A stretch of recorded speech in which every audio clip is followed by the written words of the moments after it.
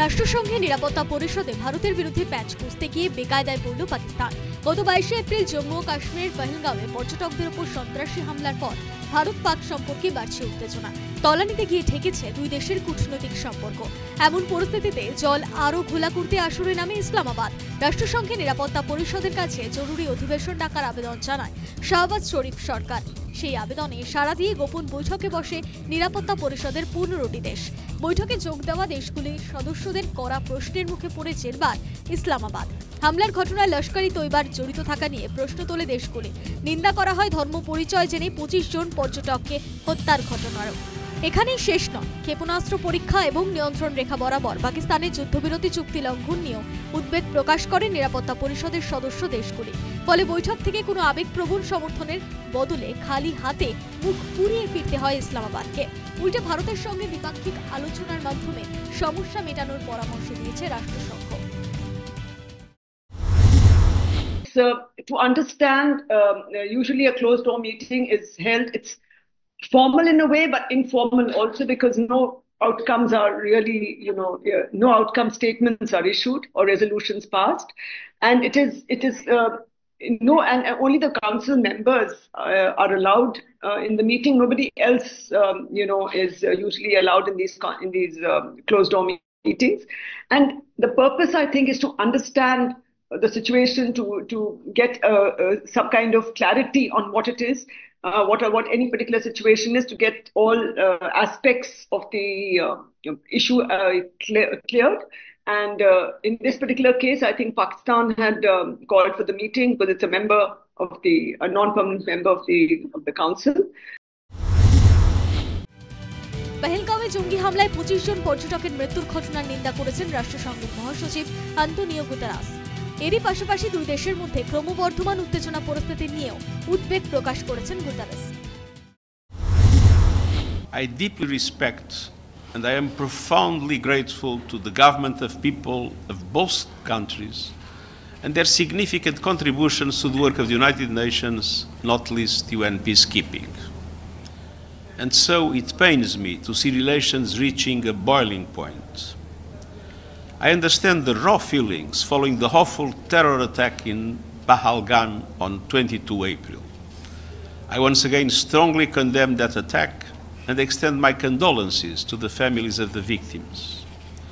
Targeting civilians is unacceptable, and those responsible must be brought to justice through credible lawful means. জানা গেছে রাষ্ট্রসংঘের নিরাপত্তা পরিষদে মুখ পোড়ায় নিজের দেশে সমালোচনার মুখে পড়তে হয়েছে পাক প্রধানমন্ত্রী শাহবাজ শরীফকে। সেই সঙ্গে আন্তর্জাতিক মঞ্চে ভারতের বড় কূটনৈতিক জয় বলে মনে করছে ওয়াকিবহাল মহল। News time.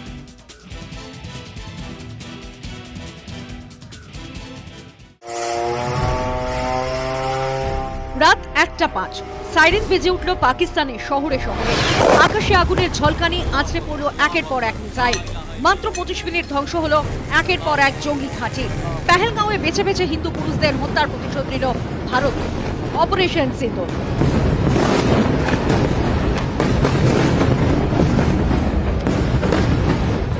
হামলার অব্যাহতি পরেই এই হামলাকে সাধারণ মানুষ ধর্মীয় স্থানের ওপর হামলা বলে প্রোপাগান্ডা তৈরি করার চেষ্টা করেছিল পাকিস্তান। কিন্তু সেই তত্ত্ব ধুলোয় মিশিয়ে দিয়ে ভারত স্পষ্ট করে জানিয়ে দিল, সাধারণ মানুষ বা সেনা ছাউনির ওপর কোনো হামলা করা হয়নি। নির্দিষ্ট তথ্যের ভিত্তিতে বেছে বেছে ধ্বংস করা হয়েছে জঙ্গি ঘাঁটি।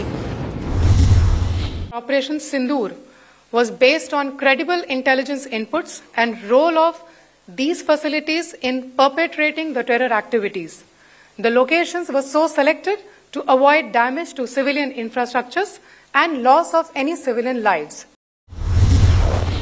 শুধু পাক অধিকৃত কাশ্মীর নয়, পাকিস্তানের মূল ভূখণ্ডের জঙ্গি ঘাঁটিও মাটিতে মিশিয়ে দিল ভারত। তালিকায় লস্করি তৈবা, হিজবুল মুজাহিদিন, জৈশ-ই মোহাম্মদের একের পর এক জঙ্গি ঘাঁটি। উড়িয়ে দেওয়া হলো মাসুদ আজহারের অন্যতম ঠিকানা বাহাওয়ালপুরের মার্কাজ সুবহান আল্লাহ। এক নজরে দেখে নেওয়া যাক কোন কোন জঙ্গি ঘাঁটি ধ্বংস করল ভারত। Sawainala camp, Muzaffarabad. Line of control থেকে 30 কিলোমিটার দূরে লস্করের ট্রেনিং সেন্টার। পহেলগাঁও হামলায় জড়িত জঙ্গিদের ট্রেনিং। সৈয়দনা বিল্লাল ক্যাম্প, মুজফ্ফরাবাদ। জৈশের অস্ত্র ভান্ডার, ট্রেনিং ও জঙ্গল survivor camp. Gulpur camp, Kotli. Line of control থেকে 30 কিলোমিটার দূরে লস্করের ক্যাম্প। জুন 2024 তীর্থযাত্রীদের বাসে জঙ্গি হানার পরিকল্পনা ও প্রশিক্ষণ হয়েছিল এখান থেকে। Barnala camp, Bhimber. Line of control থেকে 9 কিলোমিটার দূরে লস্করের training camp. Abbas camp, Kotli. Line of control থেকে 13 কিলোমিটার দূরে লস্করের এই অস্ত্র ভান্ডার। Charger camp, Sialkot. আন্তর্জাতিক সীমান্ত থেকে 6 কিলোমিটার দূরে জৈশ-ই মোহাম্মদের ক্যাম্প। মার্চ 2025 সালের জম্মু কাশ্মীরের পুলিশ হত্যার পরিকল্পনা ও ট্রেনিং। মেহমুনা জোয়া ক্যাম্প, শিয়ালকোট। আন্তর্জাতিক সীমান্ত থেকে 12 থেকে 18 কিলোমিটার দূরে হিজবুল মুজাহিদিনের ক্যাম্প। পাঠানকোট হামলার প্রশিক্ষণ হয়েছিল এই ক্যাম্পেই। মার্কাজ তৈবা মরিদকে। আন্তর্জাতিক সীমান্ত থেকে 18 থেকে 25 কিলোমিটার দূরে হিজবুল মুজাহিদিনের ক্যাম্প। মুম্বাই হামলার পরিকল্পনা হয়েছিল, ট্রেনিং নিয়েছিল আজমল কাসাব, ডেভিড হেডলিরা। মার্কাজ সুবহান আল্লাহ, বাহাওয়ালপুর। জৈশ প্রধান মাসুদ আজহারের প্রধান কার্যালয়। ভারতের হানায় মাসুদের পরিবারের 10 জন নিহত। নিহত মাসুদের 4 ঘনিষ্ঠ সহযোগী। এই তালিকায় নিঃসন্দেহে সবচেয়ে উল্লেখযোগ্য মাসুদ আজহারের প্রধান কার্যালয় ধ্বংস। 1995 সালে জঙ্গি মাসুদ আজহারকে গ্রেফতার করেছিল ভারত, কিন্তু 4 বছর পরেই কান্দাহার বিমান হাইজ্যাকের পরিপ্রেক্ষিতে মাসুদকে ছাড়তে বাধ্য হয় ভারত। জঙ্গি হামলায় কার্যত ধ্বংস মাসুদের গোটা পরিবারই। সংবাদ সংস্থা সূত্রে খবর, একটি বিবৃতিতে মাসুদ জানিয়েছেন তার দিদি, দিদির স্বামী, ভাইপো ও তার স্ত্রী ও 5 জন শিশুর মৃত্যু হয়েছে মাসুদের 4 ঘনিষ্ঠ সহযোগীরও। পেহেলগাঁও হামলার পরিপ্রেক্ষিতে প্রধানমন্ত্রী নরেন্দ্র মোদী বলেছিলেন, জঙ্গিদের এমন জবাব দেওয়া হবে যা তারা কল্পনাও করতে পারবে না।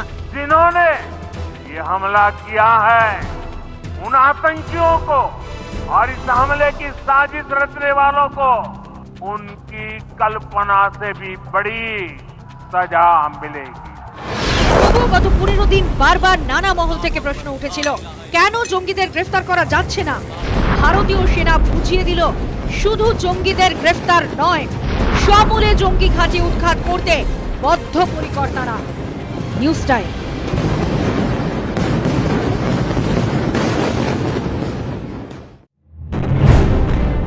সুরক্ষিত বাংকারে লুকিয়ে আছে জঙ্গি নেতা, নিমেষে আছড়ে পড়ল মিসাইল, ব্যাস খতম। এই ছবি বারবার দেখা গিয়েছে লেবানন, সিরিয়া, লিবিয়া কিংবা আফগানিস্তানে। প্রতিপক্ষকে ঘরে ঢুকে গুড়িয়ে দিয়েছে ইসরায়েল, আমেরিকা সহ ন্যাটো অন্তর্ভুক্ত দেশগুলি। বুধবার পাকিস্তানে ভারতের অপারেশন সিন্দুরে একই ছবি দেখল গোটা বিশ্ব। শুধু জঙ্গি ঘাঁটি নয়, গোটা বিশ্বকে ভারত দেখালো তার সামরিক সক্ষমতা। উরি বালাকোটে পাকিস্তান অধিকৃত কাশ্মীরের অন্তরে ঢুকে অপারেশন চালিয়েছিল ভারতীয় সেনা। এবার সীমান্তও পার করতে হলো না, ভারতীয় ভূখণ্ড থেকে একের পর এক হামলা। নিখুঁত নিশানায় ধ্বংস 9টি জঙ্গি ঘাঁটি। এই হামলায় ভারত মূলত ব্যবহার করেছিল 3টি অস্ত্রকে, scalp cruise missile, hammer bomb ও kamikaze drone.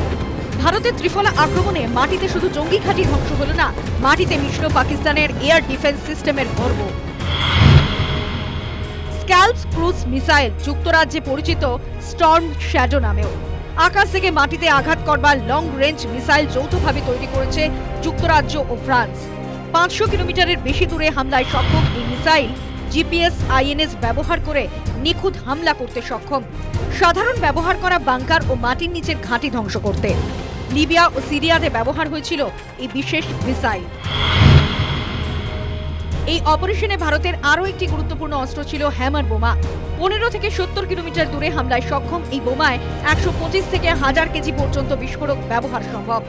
GPS, INS, laser, infrared ব্যবহার করে লক্ষ্যে আঘাত হানতে পারে হ্যামার। তৈরি করেছে ফরাসি সংস্থা সাফরান ইলেকট্রনিক্স ও ডিফেন্স। মূলত শহর ও পাহাড়ি এলাকায় স্ট্রাইকের জন্য ব্যবহার করা হয়। আফগানিস্তান, মালি ও পশ্চিম এশিয়ায় ব্যবহার হয়েছে হ্যামার বোমা।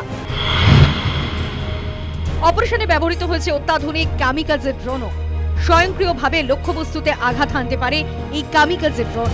30 মিনিট থেকে 2 ঘন্টা হামলা করতে সক্ষম। আকারে ছোট ও র্যাডারে ধরা কঠিন এই ড্রোন চলমান ও লুকোনো টার্গেটে নিখুঁত আঘাত হানতে সক্ষম। ভারতের এই অপারেশন গত 2 স্ট্রাইকের চেয়ে অনেক বেশি নিখুঁত ও ব্যাপক বলে মনে করছেন ওয়াকিবহুল মহল। আমরা গিয়ে ওদের যে জঙ্গি ঘাঁটিগুলো ছিল ওগুলো একদম গুড়িয়ে দিয়েছি। আমাদের অবজেক্টিভ ছিল পাকিস্তান আর্ম ফোর্সেসকে এনগেজ করা ছিল না। আমরা মাত্র আমাদের উদ্দেশ্য ছিল is only to destroy the terror camps, ওখানে যেখানে জঙ্গি ঘাঁটিগুলো ছিল ওগুলোকে ধ্বংস করা। আমরা এর আগে সার্জিক্যাল স্ট্রাইক করেছিলাম, বালাকোট এয়ার স্ট্রাইক করেছিলাম, তখন আমাদের অবজেক্টিভটা লিমিটেড ছিল, একটা জায়গায় গিয়ে ধ্বংস করে চলে আসা।